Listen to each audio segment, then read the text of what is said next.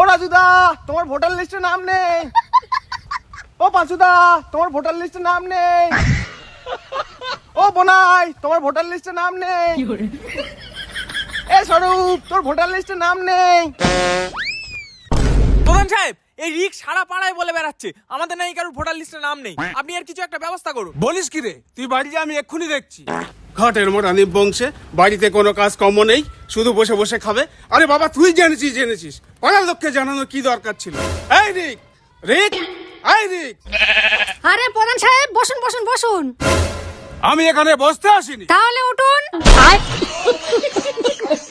তোমাদের ছোট ছেলেটা কই? তাকে ডাকো একবার। কেন প্রধান সাহেব, কি হয়েছে?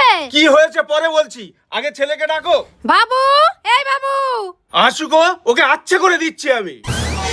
কি হয়েছে মা, ডাকছো কেন? এই এদিকে তুই আগে এটা বল, সারা গ্রামের লোকের কাছে তুই বলে বেরিয়েছিস তাদের ভোটার লিস্টে নাম নেই।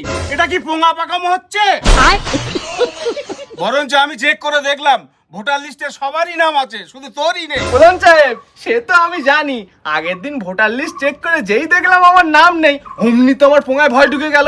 তখনই ভাবলাম একা কেন ভয় খাবো, তখন সারা গ্রামের লোককে বলে বেরিয়েছি যে কারোর ভোটার লিস্টে নাম নেই, ওদেরও পোঙায় ভয় ঢুকিয়ে দিয়েছি। দেখো তো মানে কত বড় শয়তানের বাচ্চা। তোর ওই ইয়ার্কির জন্য পাড়ার সবাই আমার বাড়ি থেকে ভিড় করছে।